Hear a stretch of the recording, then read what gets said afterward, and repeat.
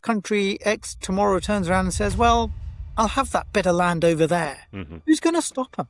In some respects, we've gone backwards, and we're in a very dangerous place. Life was hard as a young person growing up in London. We experienced poverty for a period of our lives. And how does one create opportunities for young people and children? Poor people don't choose poverty. Right? Nobody wakes up one day and says, I'm going to be poor today because it'll be a good gig.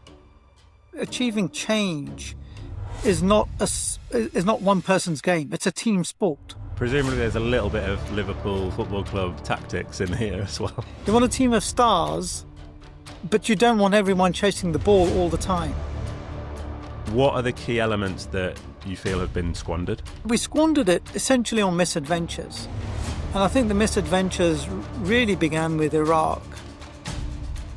Anyway, we won't go into that. No, we should go into that, Dave. If nobody is feeling your campaign, if they're not nudged by your campaign, if they're not poked by your campaign isn't a campaign. All it takes is a TfL saying, hey, this isn't the billboard for us, for you to almost like be like, oh, well, we'll tone it down a little bit.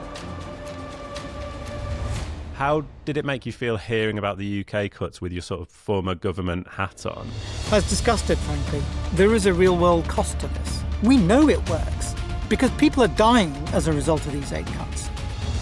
There are more kids who have suffered amputations in Gaza than in the history of any conflict anywhere. To be honest, I think the UK government is complicit in the atrocities that have been perpetrated in Gaza. What gives me hope is young people. We fight today's battles and we think about tomorrow's. Moazzam, thank you so much for coming on and doing an episode of Causes. I'm looking forward to it. All right, so a British diplomat and senior civil servant turned NGO leader, Director General of Africa at the FCDO, Director General Country Programmes DFID, British Ambassador to Indonesia, Timor-Leste and ASEAN, DFID Director for UN, Conflict and Humanitarian Issues, MD of WRI, Chair of Muslim Charities Forum, CEO of Save the Children Now. That's a long intro to this question. You've really it's a very long intro. You've really dedicated yourself to sort of high-level diplomacy, international development, climate advocacy, humanitarian and conflict response, and now sort of charity leadership. What do we need to know about your upbringing to get a sense of what's brought you here? So I guess, we're all formed by our childhoods and our experiences. And, I'm a second-generation migrant to the UK. My father came here as a young man. He grew up on the streets of Lahore. He grew up in poverty. He ran away from home to seek his fortune. He ended up in Iraq, and he was working as a mechanic. And the person he worked for said, well, you're from Pakistan. The mother country is the UK. You're entitled to go there. Go seek your fortune there. That's where your future is. And gave him some money, and he found his way eventually through the Middle East, across Europe, to Southampton and then to Victoria, and landed in the UK in the late 50s and made home for himself here. 10 years later or so, he was married. I happened to come along. Life was hard as a young person growing up in London. We experienced poverty for a period of our lives. But my parents were very, very fixed on the idea that education was the route out of their circumstances, like I think is a typical migrant story. And so they really pushed me and my sisters to study and to work hard at school. And that, of course, led to university and opportunities. And so as I reflect back on that journey, my father's escape from poverty and indeed the experiences of poverty myself, and the opportunities that have come, the overriding sense for me is that opportunities came to me because of the accident of family history. It's random that my father ran away from home. It's random that he landed up in London. It's random that they pushed me and we got to university and all the rest of it. In other circumstances, it could have easily worked out some other way. And so the motivating factor for me through my career has been, how does one create opportunities for young people and children so that they don't have to move home, so that it doesn't have to be a random act or an element of luck and fortune. I believe that people are born with talent, have talent. That talent needs nurturing. They need to be able to give their best, whether they're, working in schools, working on the streets, doctors, civil servants, whatever they might be. But I believe people deserve opportunity. In all the experiences I've had over the years, both personally and in my professional life, poor people don't choose poverty. Right? Nobody wakes up one day and says, I'm going to be poor today because it'll be a good gig. Right? It's not like that. And so, poor people are trapped in poverty because of circumstance and because of structural elements in their societies. And they deserve a shot at getting out of that and visioning a better future for themselves and their families and their children and their grandchildren. And so that's the thing that led me really out of university into public policy, because I was interested not just in kind of campaigning and commenting. I wanted to understand how power works and to be somewhere proximate to the tables where choices were being made to try and influence those outcomes. And so I ended up as a civil servant, first actually in Uganda in the central bank, which was still one of the very best jobs I had. And then in 1997, when the Blair government came into power and created DFID, I was at the Department for International Development, and then in the Foreign Office for a few years, and then back in DFID, and then in the merged ministry, and then eventually out. But the unifying thing for me throughout that trajectory is really, how does one create opportunities for people?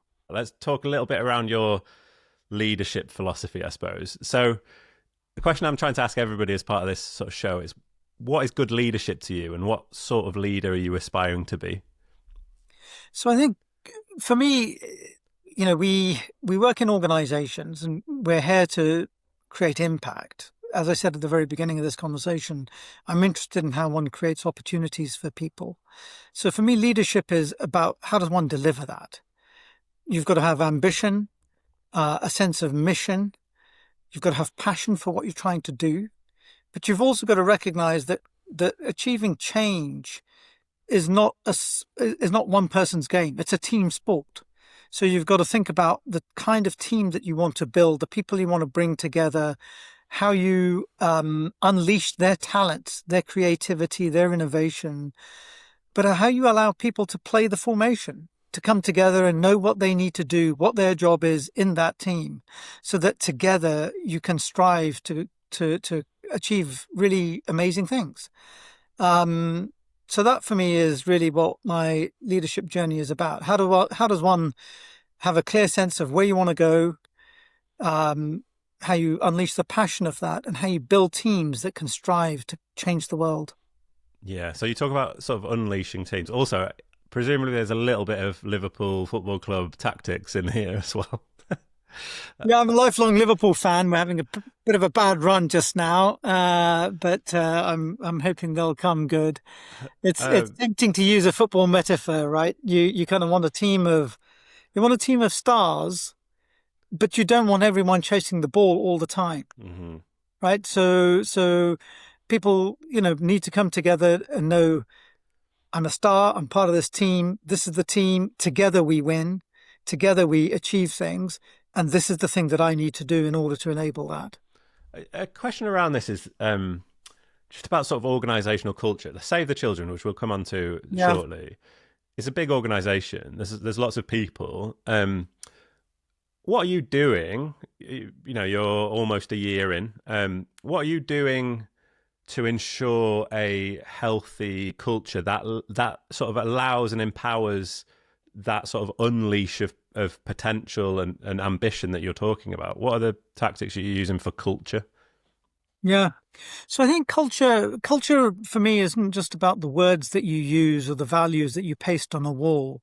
They're actually about people's lived experience of their work, right? They come to the workplace. It's about how they experience work. And so for me, the culture has got to be about a sense of ambition. What are we here for? Children, for Save the Children, it's baked into the name. It's easy. We're here for children. Children here in the UK, not just abroad. The UK part of our work is hugely important. So centering children, allowing children to speak and to set the agenda, because that brings motivation and excitement. And then in terms of people's experience, I want them to feel that ambition. I want them to feel and celebrate success, because success begets success. And I want them to feel that they know what their role is, that how they come together, work with others. I want them to operate in a clear structure. I want them to be empowered and enabled. And so in terms of culture, I want us to be ambitious. I want us to be very cognizant of the fact that we're a team. So we need to be talking to each other, strong communication, clarity of communication, lots of inclusiveness, because we want all the talents in our business. And then I want them to be enabled to give their best, whatever that best might be. I'm curious to sort of attach some of the key pivotal moments that have really mattered in your journey. So when you look back on your sort of career, are there any sort of decisions you've made? Are there any specific moments that you identify as being very important for your own sort of the trajectory of your journey? And what are a couple of those? Yeah, there's many. My first job as a civil servant. My boss, who's sadly deceased now, his name was David Batt. He was a really fantastic colleague and leader. I learnt to write from David. I, of course, showed up thinking I could write. I'd been to LSE, I'd been to Oxford, I'd done all these jobs. I could write. But actually, as a civil servant, you learn how to use language to convey gradations of meaning. And there is real power, actually, in how you communicate in the written form. And I learned to write from David, how to say the same thing 5 different ways and the subtleties of that difference, and how that led into a conversation and a decision process. So I learned to write from David. I had another boss a few years later who, because I joined the civil service as an economist, I was an economic advisor. And he, having watched me work, figured out that actually I might be a better policy manager than I was an economist, because he thought that I was interested in the political process and was equipped to navigate a political process. And he was right. I was better at doing what he was urging me to do than I would have been as an economist. And that person is still a mentor to this day.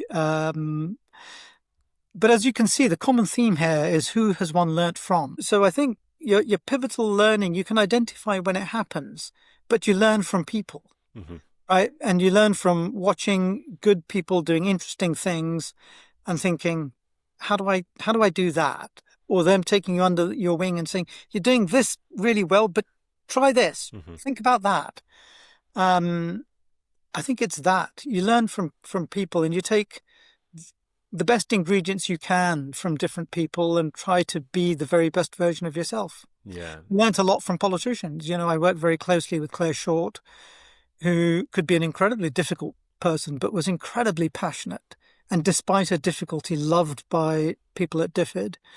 Her passion and her commitment and her drive was a lesson. I learned a lot from Hilary Benn, for whom I was principal private secretary, so chief bag carrier. Hilary was an exceptionally nice person who cared about his people, and so it goes on. And I guess as you get older, you come to feel the weight of not just learning, but actually to teaching. And so if young people now ask me for a bit of time or want to talk about my career journey or talk about their career journey, I'll always say yes. Amazing. So let's move on to your sort of time in government, as we've just spoken about a little bit. I want to read a quote. So you said, early on in my time as a civil servant, I joined DFID in 97. And through the early 2000s, there was a real sense that you could remake the world in the post-Cold War era and deal with global challenges in a way that was fair, equitable, and that created a better future for everyone, that you could win. And I think that opportunity has been squandered. So my question is, So when you look back on the early 2000s, what gave you that sense of optimism and that sort of optimistic remaking? And what are the key elements that you feel have been squandered? Yeah, so I think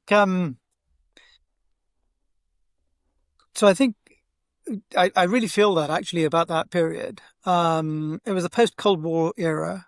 So, the Cold War conflict, the threat of nuclear war, which was tangible for my generation growing up in Britain or indeed in other parts of the world, that was gone, right? That ideological conflict was over.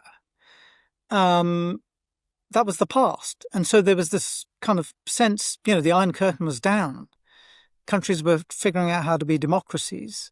There was an opportunity for countries to come together and to say, this is the kind of world we want to live in. This is the kind of world we want our children and our grandchildren to grow up in.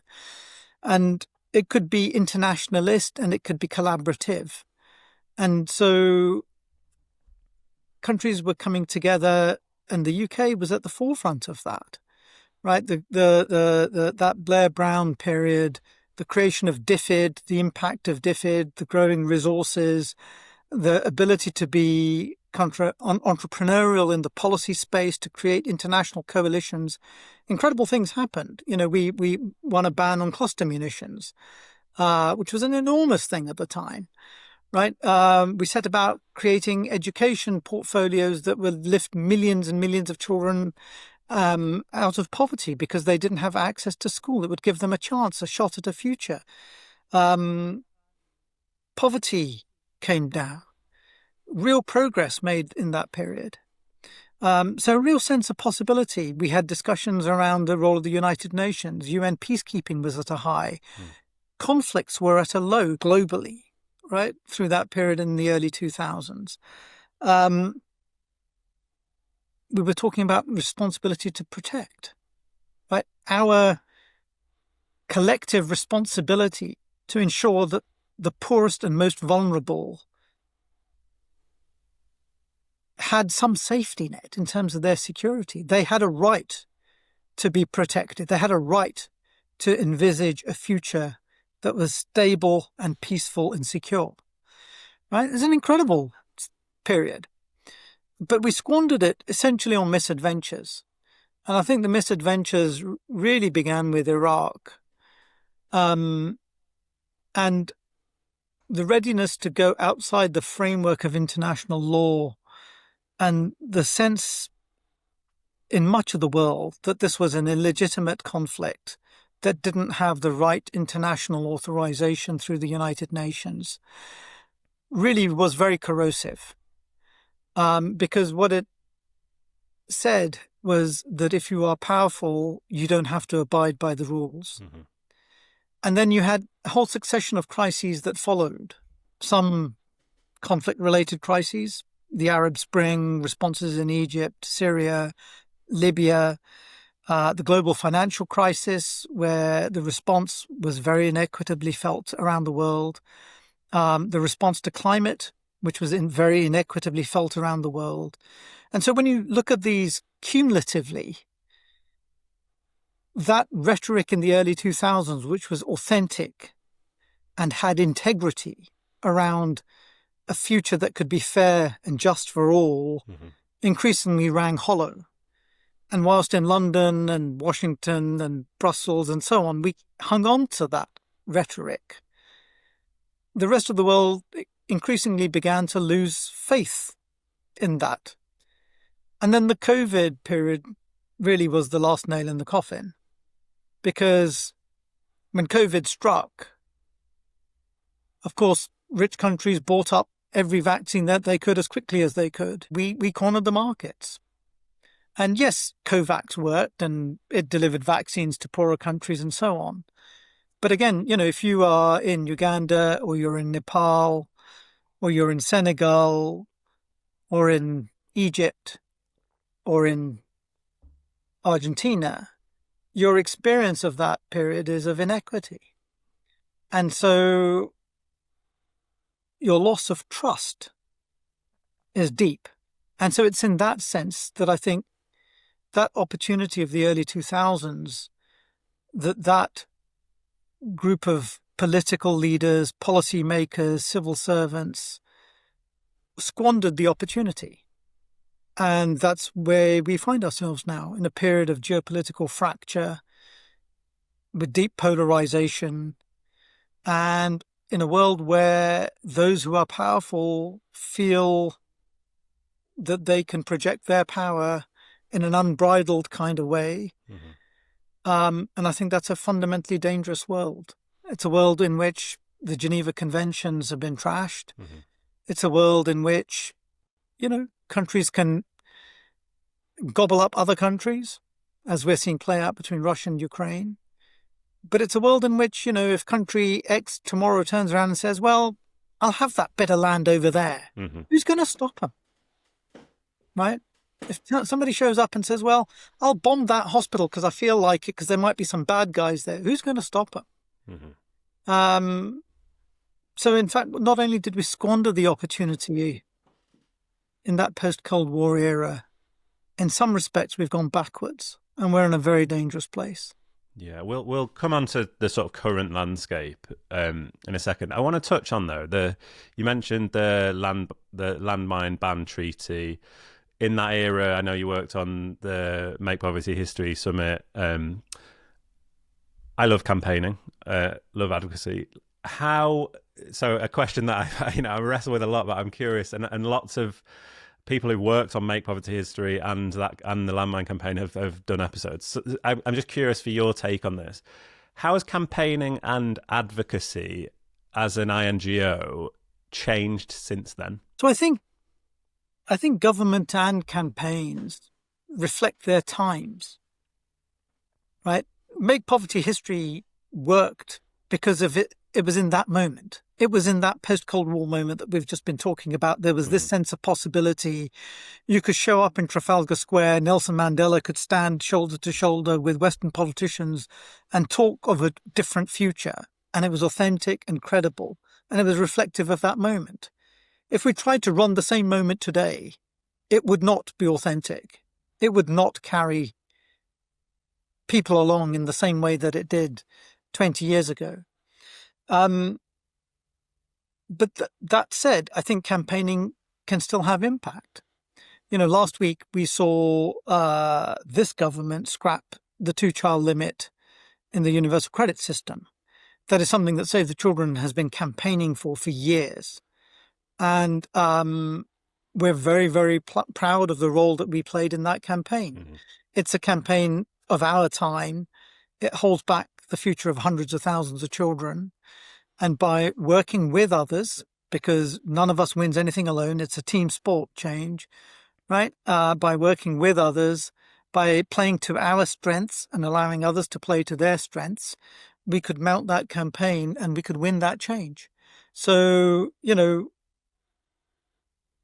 we fight today's battles and we think about tomorrow's. Fantastic. And getting a little bit of a ruffle some feathers at TfL advertising, I believe. I saw there was a billboard thing of having to retract because of political advertising. Anyway, we won't go into that. Brill. Yeah, we should go into that, Dave. Okay, let's go into it. Because you see, I think the thing with campaigning is that you've got to be ready to ruffle some feathers. Yeah. Right? Change is a team sport, but change is also difficult. And I don't, when you're campaigning, sometimes you do get it wrong. Sometimes you can go too far. But if nobody is feeling your campaign, if they're not nudged by your campaign, if they're not poked by your campaign isn't a campaign, right? It's got to engage the heart. It's got to shift the head. And it's got to make people stand up and say, yeah, I want to go with this. I really appreciate you pushing back on this. And one of the sort of themes, or not pushing back on it, but going in, diving into it.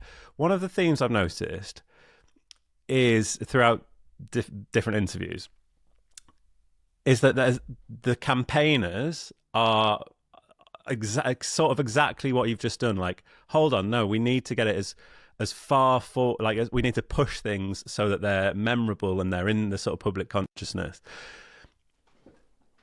My question is, and it goes back to culture, how are you encouraging staff to go as far as they can when actually like all it takes is a TFL saying, hey, this isn't the billboard for us, for you to almost like be like, oh well, we'll tone it down a little bit. How do you get people out of that sort of tone it down mindset and playing it safe? Like, how are you ensuring that we do meet these moments, and we sometimes do things that you sort of aren't allowed because of somebody's or another person's opinion, even though we believe it's, we know it's based on fact. How are you making people strive? Yeah. So I think that's a great question, and there's no easy or simple answer to it, actually. Some of the things that we've tried to do through the course of this year, are being very clear about the things that really matter to us, right? So the two-child limit, the Gaza crisis, for example. There are others. So being very clear about what we're trying to do and what really matters.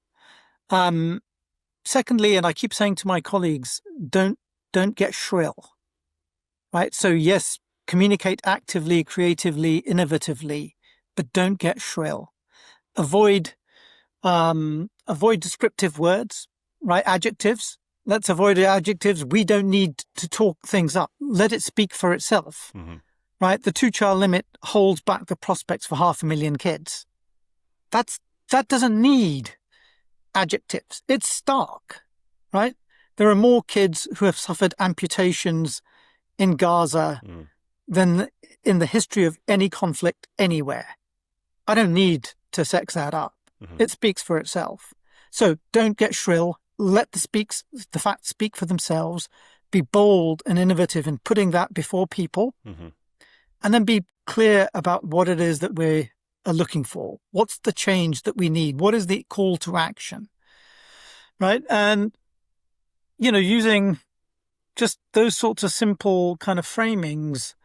I'm proud of the campaigning work we've done this year on the two-child limit. I'm proud of the campaigning work we've done on the Israel-Palestine conflict. We've got more to do. One question that I think you're sort of very uniquely positioned to have an interesting insight on is I've spoken to sort of everybody recently around the US and the UK and other cuts. I guess as somebody who's spent, decades working for Britain, representing the UK in international forums, being the ambassador, how did it make you feel? Because I guess this was a month into your role starting at Save. How did it make you feel hearing about the UK cuts with your sort of former government hat on? And also, how are those cuts going to affect or are affecting right now children around the world? Yeah, I was disgusted, frankly. We talked earlier in this conversation about that loss of trust in international cooperation, and the damage that's done to our world in terms of tackling climate and economic inequality and pandemics and so on as we look out to the future. And in that context, to start slashing and burning your development budgets, frankly, felt criminal. The US cuts were chaotic, unplanned. Things were stopped, cancelled, restarted, cancelled again, moved around. And it was a very, very destabilizing time. And the UK cuts on the back of that, frankly, felt deeply inequitable, and actually also felt somewhat dishonest, because our narrative was that we were cutting development in order to boost defense spending, right? But actually the development budget is a small proportion of the defense budget. And given the scale of challenges facing the UK publics over the coming years in terms of its security and prosperity, things like climate change, things like pandemics, etc., I don't think that anyone would believe that a defense budget that is 10 times what you spend on development is an equitable balance of investments. And so cutting the development budget didn't feel like we were going to make Britain more secure, more prosperous, or indeed be an honest partner and a committed partner to countries around the world. And so, given the government's rhetoric around partnerships, given the government's rhetoric around, you know, progressive realism, it felt neither progressive nor realistic, frankly, to be cutting the aid budget. I guess the small mercy is that the UK will have a more planned process in terms of its cuts than the US has had. And there's some that will offer us a stable route down, but there is a real world cost to this. Mm-hmm. So earlier in the year, this year I've been in Somalia, I've been in Ethiopia. My colleagues have been in places like Afghanistan, Syria, elsewhere. Our teams on the ground are reporting the impact of the aid cuts, and health clinics are closing. Nutrition treatments are declining. We've been doing some work, for example, in Somalia with gender-based violence, sexual violence, working with victims. That program is closing. So around the world, this has a real-world consequence. And it means that there are children who are dying. There are mothers who are going without treatment. There are people who are more deeply impoverished with these aid cuts. And, one of the interesting things for me about these aid cuts is that when things are on the up and you're making progress, people would be like, does aid work? And you'd be like, yes, it works. But there's all these other things going on. The economy is growing. This is happening. That's happening. And you can't isolate that impact. But I think that debate's now gone, because on the way down, we know it works because people are dying as a result of these aid cuts, right? So, if aid cuts kill, the reverse must also be true, right? Aid sensibly used saves lives, builds futures for people. Let's talk about Gaza. So you've said that the famine there is man-made. Save the Children, one of the largest humanitarian actors on the ground in Gaza, sort of, I want to do a bit of a sit rep from what you're hearing with partners and things. What is the situation like for children in sort of, at the very start of December 2025 in Gaza right now? It's still desperate.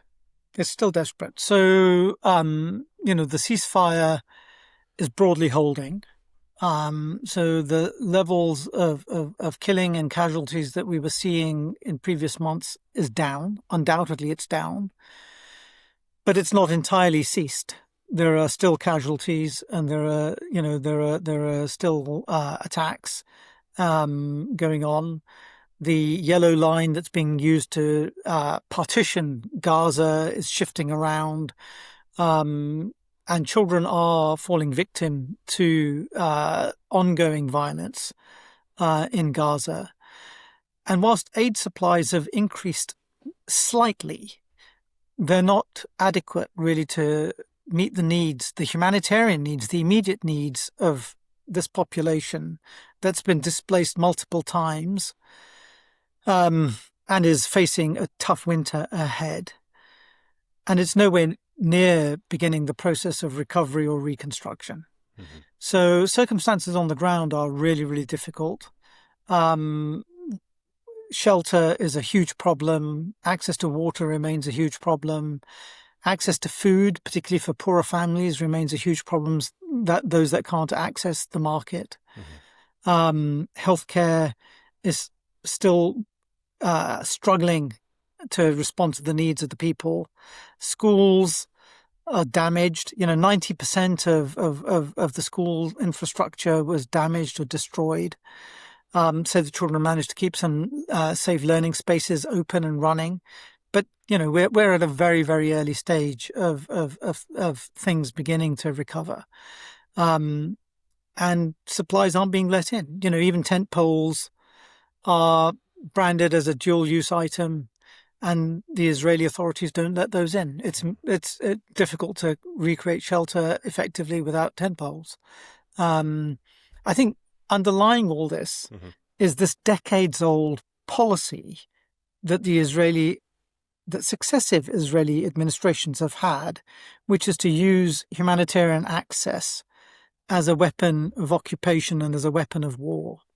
And whilst we have a ceasefire, the use of aid as a weapon of occupation and the blockade have not entirely gone away. They still remain in place. And there is still work to do on this. And the fact that this conflict is off the front pages is welcome, but is still a problem. We need governments and international partners to really be cranking up the pressure to change the nature of the humanitarian operation, to break decisively and permanently Israel's ability to impose a humanitarian blockade. And we need to meet the needs of the people in line with international norms and international law. I asked earlier around your sort of experience, with this sort of former diplomat hat on. What, with that same sort of diplomat hat on, what do you think about the UK in terms of the pressure they have or haven't applied over the last, since October 2023? Yeah, it's not good enough, to be honest. It's not good enough. And to see that it's not good enough, you have simply got to put in place the name of any other conflict situation into this conflict, right? Look at how we have handled Russia. Look at how we have handled Myanmar in the past in the Rohingya conflict. Look at how we have responded to Sudan or any other conflict, right? Our readiness to act in those is simply not matched. Is simply not matched by our lack of engagement in this conflict. In the first few weeks of the Russia-Ukraine conflict, dozens of Ukrainian children were medevaced to the UK for treatment. It took a small startup NGO 18 months of campaigning to get 3 kids into the UK.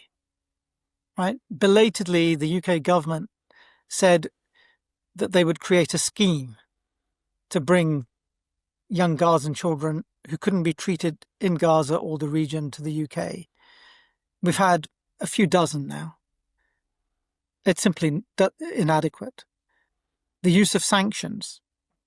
We've had some targeted sanctions, but actually, again, compared to other theatres of conflict, we haven't really used all the instruments at our disposal to try and push for humanitarian access or a ceasefire.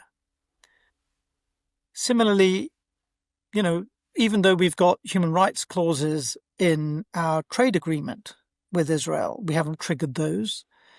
We've had a partial arms embargo, but not a full arms embargo. To be honest, I think the UK government is complicit in the atrocities that have been perpetrated in Gaza, and I think that will have a long tail. Actually, I think that will have consequences, of course, for the Palestinians who continue to live in these terrible, terrible, terrible circumstances. But I think it has implications for the UK standing in the world too. I guess the one question I want to end on is sort of a rapid question.